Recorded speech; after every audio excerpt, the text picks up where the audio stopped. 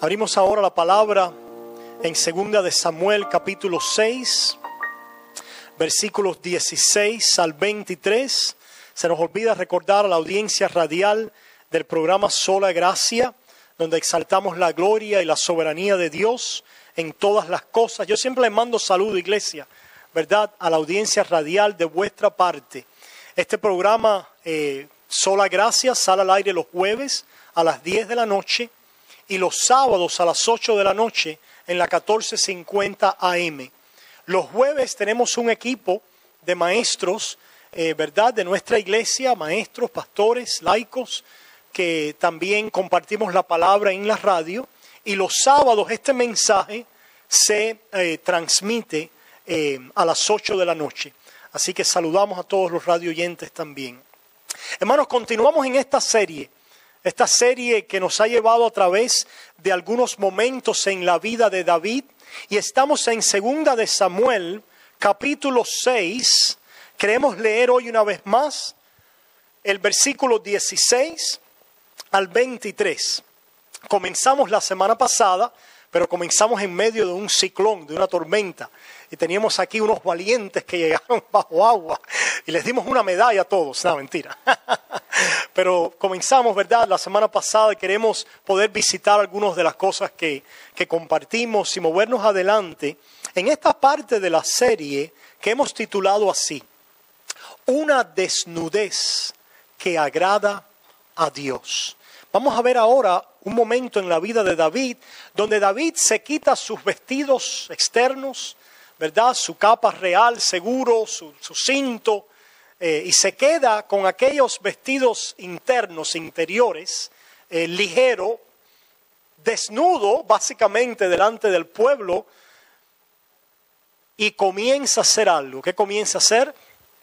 A danzar delante del arca del pacto, delante del arca de Dios.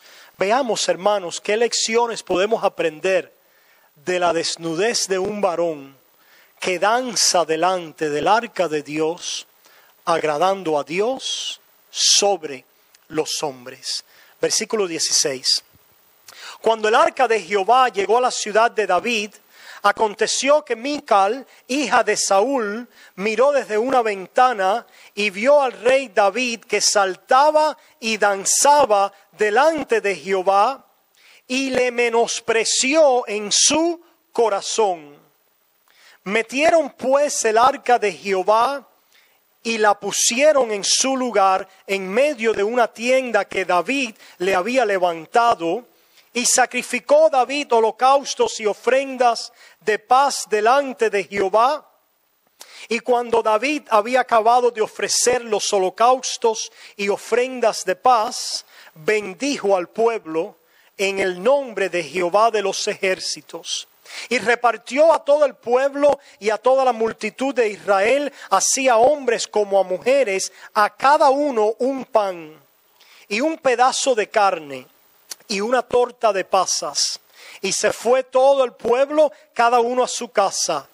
Volvió luego David para bendecir su casa, y saliendo Mical a recibir a David, dijo: cuán honrado ha quedado hoy el rey de Israel, descubriéndose hoy delante de las criadas de sus siervos, como se descubre sin decoro un cualquiera.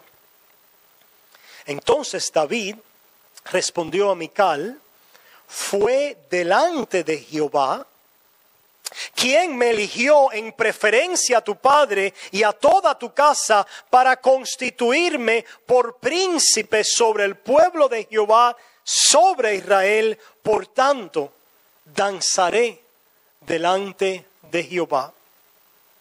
Y aún me haré más vil que esta vez, y seré bajo a tus ojos, pero seré honrado delante de las criadas de quienes has hablado. Y Mical, hija de Saúl, nunca tuvo hijos hasta el día de su muerte. Dios añadirá su bendición a esta palabra que hemos leído. Hermano, ¿qué está sucediendo en este pasaje? Vemos al rey David ya instalado, ya en el trono. Y el rey David tiene un deseo y es traer el arca de Dios a su ciudad, a Jerusalén. Y así lo está haciendo. Y la primera pregunta que se levanta, estoy seguro en vuestras mentes, es: ¿qué cosa es el arca?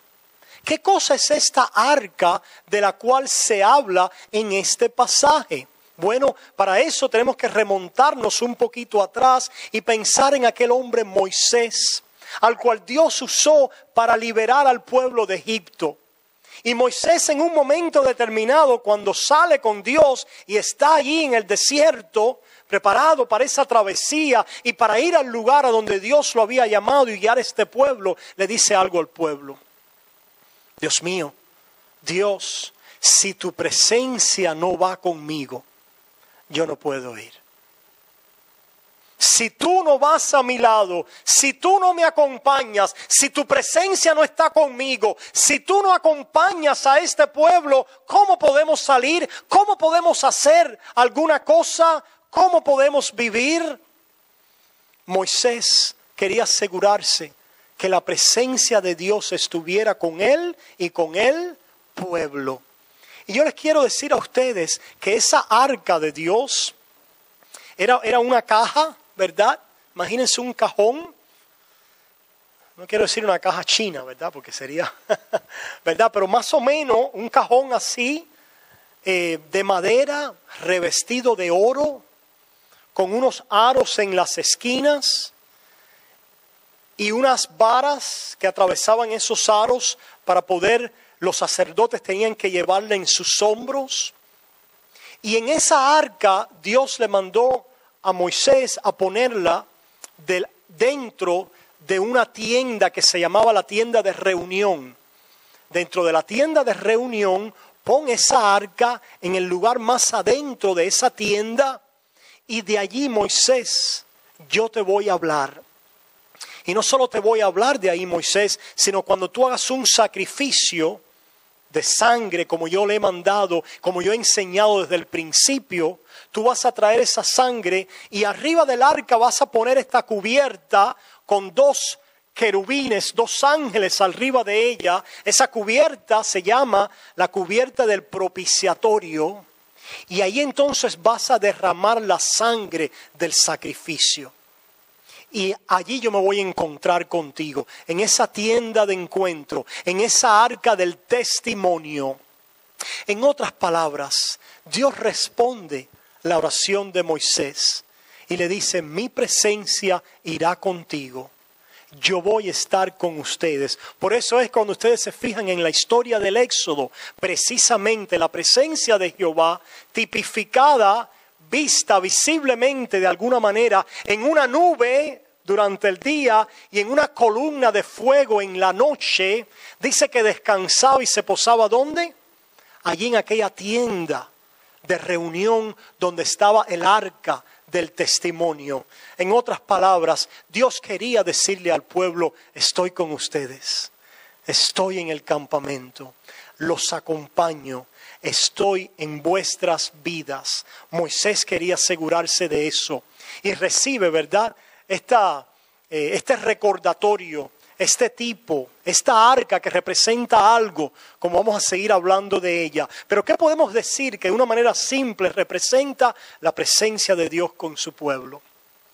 El arca de Dios representa un Dios de pacto. ¿Qué quiere decir un Dios de pacto? Un Dios que hace promesas.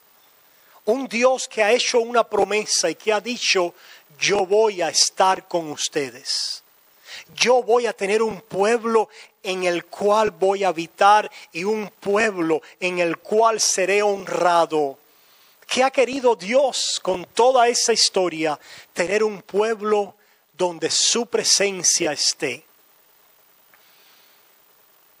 ¿Qué es lo que desea Dios con nosotros? Caminar a nuestro lado. ¿No es eso lo que hizo con Adán? Dice, ahí vemos en Génesis al principio que cuando creó a Adán y a Eva, dice que Dios caminaba con Adán allí en aquel jardín. Qué algo increíble, ¿verdad? Que el Dios de esta creación tan maravillosa. Mi hermano salió este fin de semana de vacaciones y está en la costa oeste y le dije, tírame una foto de la caída del sol en la playa. Y ahí me tiró varias fotos, ¿verdad? De esa caída del sol. Y nos embargábamos al ver la creación y la mano de Dios. Este creador excelso, excelente, poderoso. El creador de todas las cosas que hay. De los cielos, de las estrellas, de la luna. Dice que a cada una las llama por su nombre. De este sistema solar, de los planetas, de esta galaxia, de todo este universo. ¡Qué grande es Dios! Y quiere caminar conmigo. Es un Dios tan grande, pero no solo un Dios de las cosas grandes en tamaño, sino es el Dios que se deleita en andar con un pueblo. En tener comunión con el hombre redimido, con el hombre que Él ha acercado a Él, en estar con ese hombre. Eso es lo que quiere hacer Dios en nuestras vidas. Es lo que quería Moisés, asegurarse que Dios estuviera a su lado.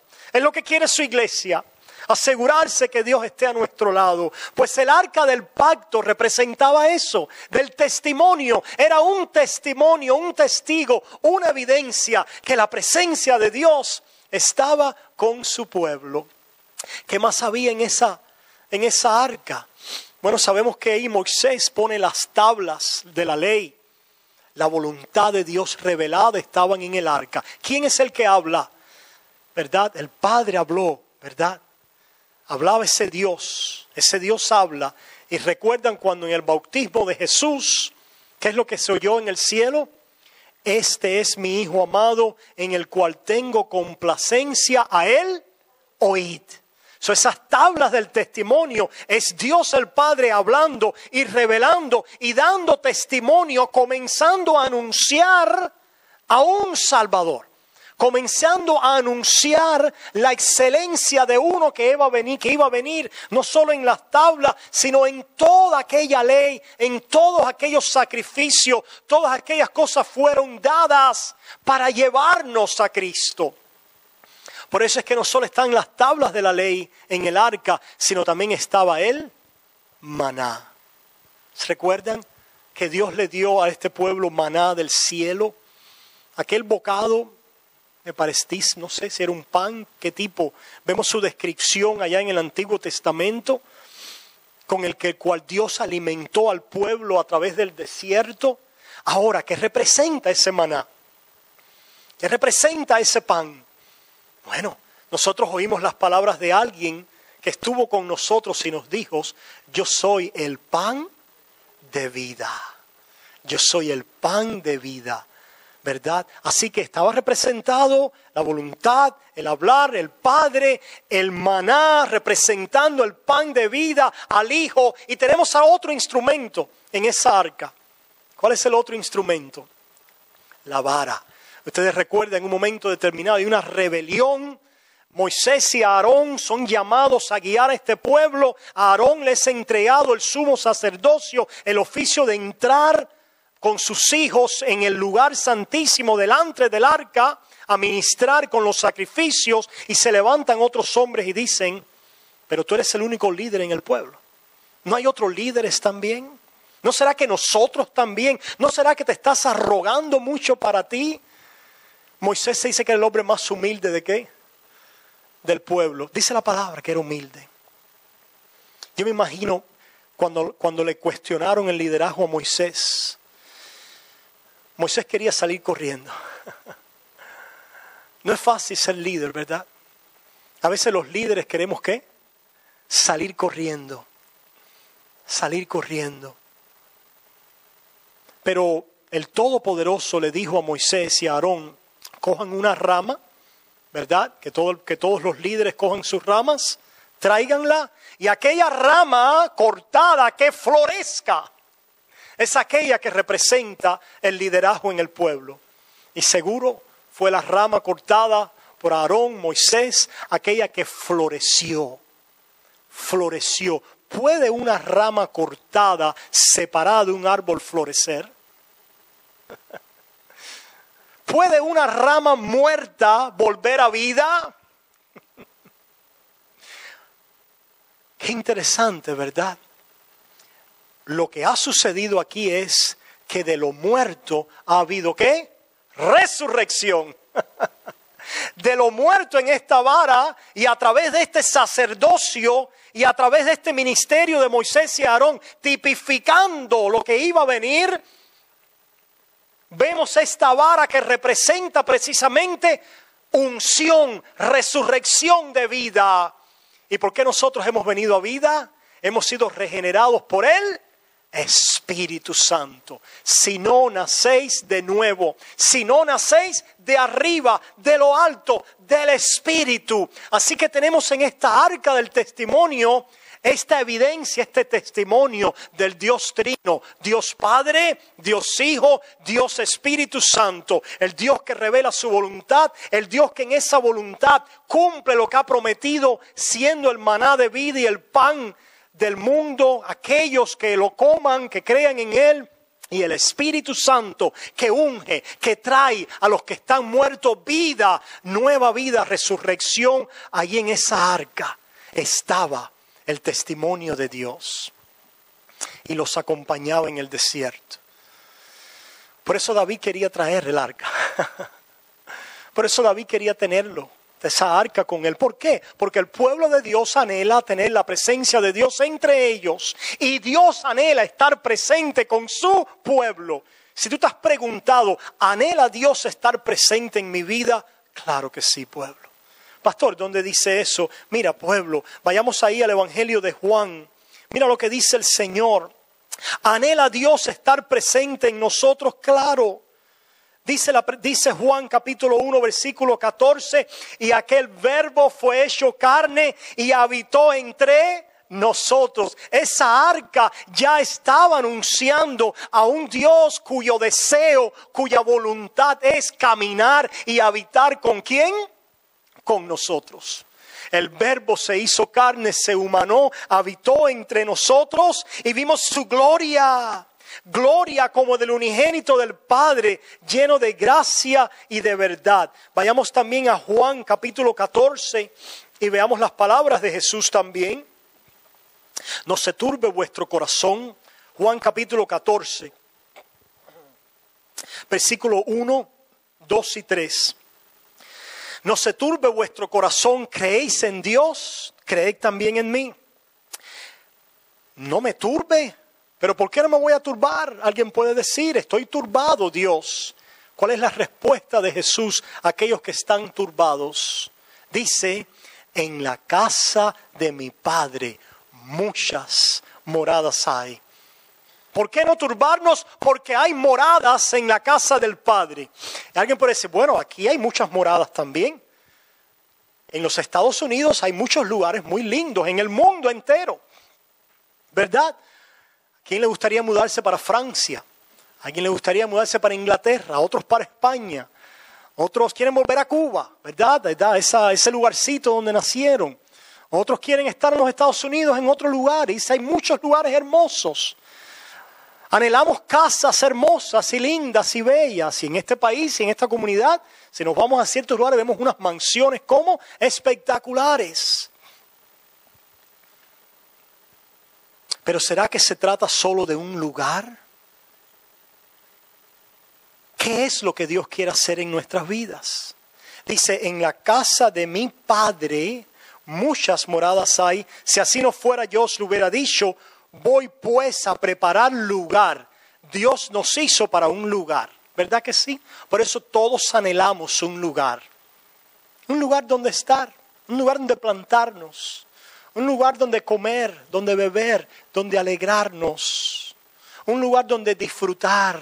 ¿Por qué es que deseamos y anhelamos eso? Porque Dios nos hizo para eso. El problema está que cuando anhelamos el lugar, pero quitamos lo que hace del lugar especial y lo que hace que ese lugar cumpla todo aquello para lo cual Dios lo ha diseñado, convertimos el lugar en un ídolo. Y jamás nos llenamos y nos satisfacemos. Porque ¿cuál es el propósito de Dios? con un lugar. Mira lo que dice la palabra. Dice, y os tomaré a mí mismo, para que donde yo estoy, vosotros también estéis. ¿Cuál es el deseo de Dios? Estar contigo, estar a nuestro lado. Y los hijos de Dios descubren eso y ¿qué hacen también? Yo quiero estar a tu lado, quiero caminar contigo, Señor. Te anhelo a ti, anhelo tu presencia. Por eso entonces es que el lugar en este mundo ahora se vuelve a un segundo plano. Y por eso es que hay personas hoy en la China que están en este lugar. ¿Cuál es el lugar? El lugar es la tienda de testimonio, la tienda de reunión y el arca de testimonio. Decíamos el domingo pasado, pastor, pero ¿dónde está esa tienda de testimonio hoy? La tienda de reunión donde Dios se reúne con su pueblo. ¿Dónde está pueblo? ¿Cuáles fueron las palabras de Jesús? Donde quiera que haya 2 o 3 reunidos en mi nombre, allí estaré yo en medio de vosotros. El apóstol Pedro dijo, ustedes son piedras vivas y ustedes como piedra están siendo edificados en un edificio santo. ¿Qué es la iglesia? ¿El edificio? ¿La institución? ¿Una organización humana? No. La iglesia es el pueblo de Dios que se reúne y allí está el corazón y la presencia de Dios morando en medio de ellos. Porque Dios ha creado un pueblo para sí. Ese es su deseo, esa es su pasión, esa es su voluntad, ese es su deleite. Caminar con su pueblo. Crear un lugar de reunión y dar su testimonio en medio de su pueblo. Veamos lo que dice también en Apocalipsis capítulo 21. Apocalipsis 21, el final de todas las cosas. Vemos cómo todo esto se cumple. Aquello que comenzó con la promesa de Dios, aquello que fue tipificado con el arca, aquello que hoy está funcionando y operando y creciendo con la iglesia, ¿verdad? Y mira lo que dice la palabra en Apocalipsis 21, versículo 1. Vi un cielo nuevo y una tierra nueva. Oye, dicen que el cielo ahora tiene un hoyo, ¿no? Ahí del ozono. Le ha hecho un hoyo ahí a nuestra atmósfera, ¿verdad? Y vemos la tierra como también está gastada. Dice que la creación gime a una. Qué bueno va a ser ver cielos nuevos y tierra nueva. Déjame decirte, los políticos no van a resolver este problema. ¿Sabías tú eso? Los políticos no van a resolver el problema de este mundo. Tenemos que ser sabios, ¿verdad? Con nuestra política. Tenemos que ser sabios, utilizar discernimiento. Pero mucho cuidado, pueblo, cuando te envuelvas en una bandera partidista, pensando que es un partido político el que te trae todas las respuestas. Mucho cuidado. Los políticos no son nuestra respuesta. Alcé mis ojos a la Casa Blanca, ¿de dónde vendrá mi socorro? No, alcé mis ojos ¿a dónde? A Jehová. ¿De dónde viene mi socorro? Y cuando lo alzamos a Jehová y los bajamos, le hablamos a la Casa Blanca verdad, con voz profética. Nosotros no somos llamados a unirnos al gobierno y a los poderes que están en este mundo. Todo tiempo que la iglesia se unió al poder de este mundo se corrompió. Nosotros estamos en este mundo, nosotros vivimos en este mundo, nosotros votamos, actuamos como ciudadanos en este mundo, pero siempre con la alianza y la bandera del reino, para poder levantarnos y decir, así dice el Señor. Ay, pero si digo esto y me quitan aquello, si esto, aquello. No, así dice el Señor, mi ayudador. Que se pueda levantar un pueblo que anhele y desee y cuyo corazón está en la presencia de Dios. Y entonces cuando vemos a la palabra, y esto es un paréntesis, ¿verdad? En esta campaña política, podemos entonces decir varias cosas. Podemos decir a los poderes, por ejemplo, algo tan sencillo como esto: el aborto es un crimen. El aborto es el matar una vida, aunque esté en la barriga. Es una abominación y no debemos hacerlo. ¿Verdad que sí? Debemos decir eso. Debemos decir también Hay que incentivar a aquellas personas en la sociedad para que produzcan, para que puedan trabajar y tener incentivos para crear riquezas. ¿Cuántos salimos de lugares donde la propiedad privada era qué? El opio. Era algo que era de anatema. Para enriquecerse solo ¿quiénes? Los que están en control, la cúpula, la élite. Eso puede ser de derecha o de izquierda. Cuando usted le quieran quitar su propiedad privada, usted sabe que ahí hay un ¿qué? Un oportunista. Alguien que se quiere enriquecer él. Eso es lo que el que te dice que te quiere quitar la propiedad tuya está tratando de hacer. Podemos decir cosas así. Podemos decir también, los extranjeros, hay que ser benevolentes con ellos. ¿Por qué? Porque vosotros fuisteis extranjeros también, ¿dónde? En la tierra, donde fueron peregrinos. Tenemos que tener política con los extranjeros de manera benevolente y ser compasivos y ayudarlos. Tenemos que decir cosas así también. Tenemos que decir, los obreros, no podemos dejar que los grandes, los aplasten. No hay algo abominable cuando alguien gana el 100% de ganancia y le da a un obrero un 1%. Eso es abominable. A los ojos de Jehová, Santiago dice, los jornaleros, el salario de los jornaleros clama en contra de ustedes ricos. ¿Hay algo malo con la riqueza? Nada malo. Trabaja, esfuérzate, prospera, trata a todos con decencia y no pongas tu corazón en ello y escucha la palabra de Dios. Ahora usted dice, ¿y el pastor de qué bando es? Yo les he dado dos pólizas que son una de un partido y la otra del otro. ¿De qué lado soy? Del lado de Cristo. ¿Quiere decir que no tengo una afiliación política? Claro que la tengo.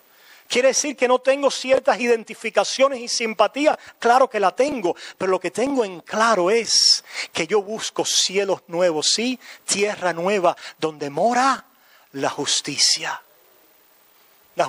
que viene de los cielos.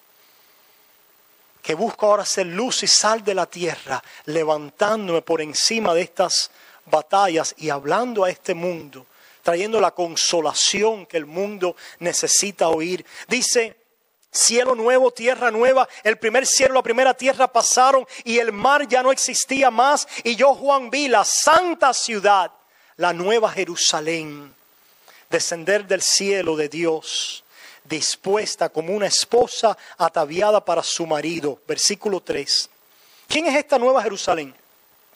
La iglesia, el pueblo de Dios. Dice, y oí una gran voz del cielo que decía, he aquí el tabernáculo, el templo, el lugar de reunión. He aquí el tabernáculo de Dios con los hombres. Hermano, ¿no es esto algo increíble? Que Dios quiera morar con los hombres. Que Dios quiera caminar conmigo. Que eso sea posible, que eso sea una realidad. Yo te pregunto, ¿vives consciente y asegurado de esta presencia en tu vida? ¿Anhelas y deseas la presencia y el caminar de Dios en tu vida? ¿Lo anhelas y lo deseas? Esa es la voluntad de Dios para nuestras vidas y Él está en medio de nosotros. Por eso es que David quería tener el arca, ¿dónde? En su ciudad. Y otro punto en esta mañana, para no demorarnos muchos, es este, hermanos. Esta arca de Dios, esta presencia de Dios, había hecho varias cosas que tenía todo el mundo atemorizado.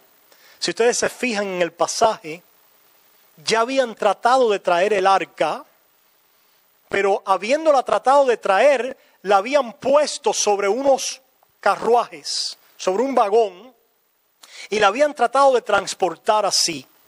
Y de pronto el vagón empieza a tambalearse y parece que el arca está en peligro de caerse. Y hay una persona que está ahí, un levita, uno que podía estar ahí. Y entonces la toca para apuntalarle y que no se caiga. ¿Y qué le pasó a esa persona? Cayó muerto. ¿Habrá que apuntalar a Dios? ¿Será que Dios depende de nosotros? ¿Será que nosotros transportamos a Dios? ¿Será que Dios es un ídolo como el resto de las naciones? ¿Quiénes eran transportados en caballos y en carruajes? Los ídolos de las naciones paganas alrededor. Eran transportados y llevados de esa manera. Pero Jehová no va a ser tratado como un ídolo. Jehová no va a ser transportado, manipulado y controlado como si Él fuera otro más Dios en medio de los demás ídolos. ¿Qué quiere el hombre? Hacerse un Dios a su imagen. ¿Para qué? Para controlarlo, para manipularlo. Por eso es que tengo ahí al coco, ¿verdad? Ese con los dos ojitos metido ahí abajo en... ¿Dónde lo tienes? Abominación a Jehová. Por eso es que tengo a Changó. Por eso es que la gente tienen a tal ídolo, a tal imagen, a tal santo. Cuidado, pueblo. Porque nuestro Dios dice que es fuego consumidor. Y cuando Usa trató de aguantar a Dios como si fuera un ídolo que se tambalea y se cae, Usa cayó muerto. Hubo mortandad en la rebelión de Coré. Hubo mortandad cuando quisieron ver en el arca. Cada vez que nos acercamos al Dios vivo y queremos acercarnos en nuestros términos, a mi manera, como a mí me da la gana, hay mortandad. Hay muerte. Pastor, eso era en el Antiguo Testamento nada más. No creo. Acabamos de leer en esta mañana, en la Santa Cena, por esto hay algunos que duermen. Hay mortandad en el pueblo. ¿Por qué hay mortandad en el pueblo? Bueno, hay mortandad en el mundo porque no quieren venir a Cristo. Porque precisamente Jesús dice, yo soy el único camino. Ah, no, pero yo voy a través de Buda. Pues vas a morir. Bueno, pero si yo tengo Cristo también. Pero bueno, a mí me gusta tener a Buda y a los 3 chinos. Hay mucho ahora de esto de los 3 chinos. Hay 3 chinos que ponen. ¿No se han fijado? y estas cosas, ¿verdad? Y otras tantas cosas que las personas creen pueden coexistir. ¿Con quién? Con Jehová. No pueden. Jehová dice, ¿a quién me compararéis? ¿A quién me haréis igual? ¿Y qué trae esto? Mortandad a un pueblo. Mortandad a un pueblo. La idolatría es abominación a Jehová y trae muerte. Pero también pasa que en la iglesia muchas veces, ¿qué queremos hacer? Bueno, yo ya soy cristiano, yo creo ya en Dios, pero yo voy a la iglesia cuando yo quiera. Yo en realidad no tengo que estar en la iglesia para adorar. No tienes que acercarte al arca. El arca no eres tú solo. ¿Sabías tú eso? ¿Dónde es que está Dios? Donde quiera que haya uno en mi nombre. ¿Por qué el Señor dijo eso? Qué interesante. Porque si hay uno que dice, yo no tengo que estar con el otro, ese se haya apartado de la presencia de Dios y de la voluntad de Dios en tu vida. Si hay uno que dice, yo no tengo que estar con el otro, no necesito estar con el otro, estás diciendo, yo estoy no en el plan de Dios que es la iglesia, sino estoy como a mí me dé, y estás tocando el arca como inapropiadamente, y hay mortandad, y hay muerte. Por eso es que nuestros hijos crecen, ¿verdad? Porque estamos viviendo no en obediencia a nuestro Dios. Aquí hablamos mucho de gracia, ¿verdad que sí? Quizás la visita que llegan hoy por primera vez, pero hablamos mucho de la gracia de Dios, del favor no merecido de Dios en nuestra vida, a través del cual lo hemos recibido todo. Pero una vez que hemos recibido esta gracia y este favor, esta misma gracia nos enseña cómo vivir y nos enseña ahora a sentir lo que David sentía. ¿Qué hizo David cuando cayó Usa muerto? Fue y leyó la ley y se dio cuenta que no podía ir en un carro, que había que poner las varas alrededor y que los levitas tenían que cargarla, que no se podía tocar, era santo. Y así es como Dios lo había determinado y lo que Dios había decretado. Y así David lo hizo. David entonces lo hizo correctamente. Vino a Dios. El Dios que estaba ahí, que nunca se había ido. El Dios que estaba presente. Pero ahora, sabiendo cómo es que Dios espera que Él fuera Él y que la bendición estuviera en su casa, ahora en esa obediencia de poder conocer la voluntad de Dios, David entonces se puede acercar y danzar y bailar y hacer fiesta delante del arca, delante de la presencia de Dios. Esta arca ya no va a tronar. Esta arca ahora no lo va a matar. ¿Por qué? Porque David ha hecho conforme a lo que Dios ha mandado. La obediencia. ¿Sabe? Nadie puede venir a Dios sin obediencia. ¿Cuál es la primera obediencia que Dios dice? Cree. Cree. El creer el camino de Dios es obedecerlo. Nadie puede no creer, echar a un lado la voz de Dios, el testimonio de Dios y decir voy a venir a Dios a mi manera. Eso trae muerte. Pero una vez que hemos creído, nos acercamos al Señor. ¿Y qué pasa a alguien que cree en Cristo? Cuando creemos en Cristo, le agradecemos por la vida que nos ha dado. Y ahora temblamos ante su palabra. ¿Por qué temblamos? Porque nos damos cuenta de nuestra debilidad. Y nos damos cuenta, una vez que hemos probado al Señor, que sin Él no podemos vivir. Por eso que decía David, mejor es tu misericordia que la vida. Y el cristiano tiembla cuando se da cuenta de sus debilidades y ha probado la vida verdadera. Y tiembla delante de Dios diciendo, Señor, yo quiero agradarte. No permitas que mis debilidades y mis pecados y mis hierros se interpongan entre tú y yo. No permitas que haya mortandad en mi corazón, en mi vida, en mi casa. Porque tú eres mi mejor anhelo. Porque tú eres mi vida. Porque tú eres mi gozo. Ese es el cristiano. Eso es lo que el cristiano desea.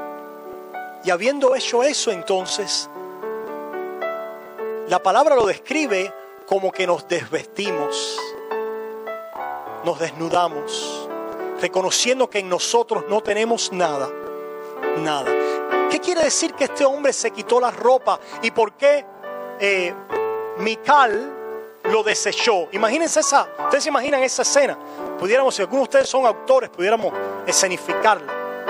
Así que te desnudaste delante, te quitaste. Tú que eres el rey. ¿Cómo voy a lucir yo ahora? Yo soy una reina. Imagínense cómo me has dejado parada a mí.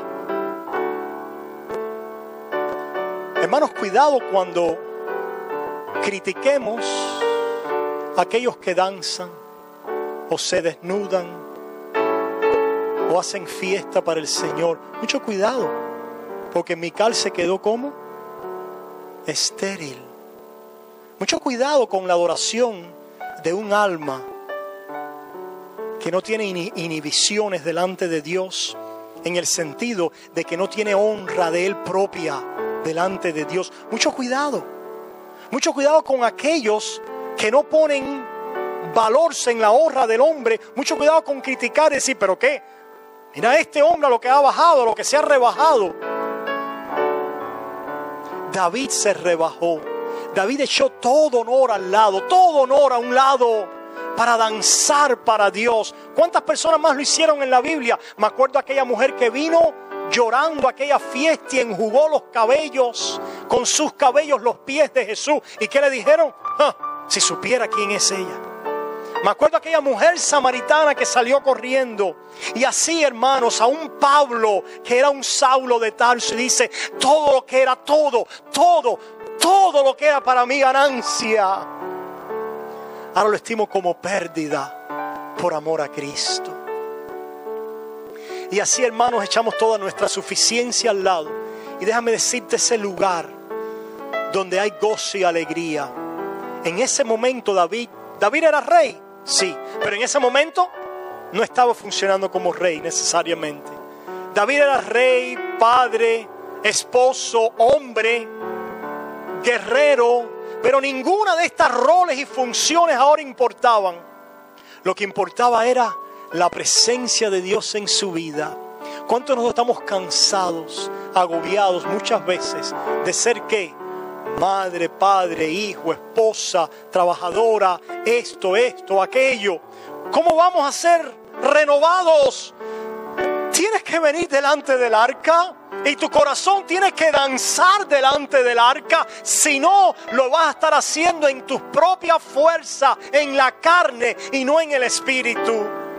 Tiene que haber en tu vida, en lo interior de tu vida, un momento donde tú te deleites en todo lo que Dios ha hecho por ti, en quien Él es para ti, donde ya más nada te pueda molestar, ni la crítica de otros, ni el ataque de otros, ni lo que te han hecho en la vida. Porque cuando no hay roles, si mi padre me abusó y yo no estoy como rol de hija, ya no puedo, ¿qué? No me toca. Si mi esposo me dejó y yo no estoy en rol de mujer, ¿no qué? No me toca. Si me han tratado mal en el trabajo y yo no estoy como rol de ¿qué? De trabajador, no me toca.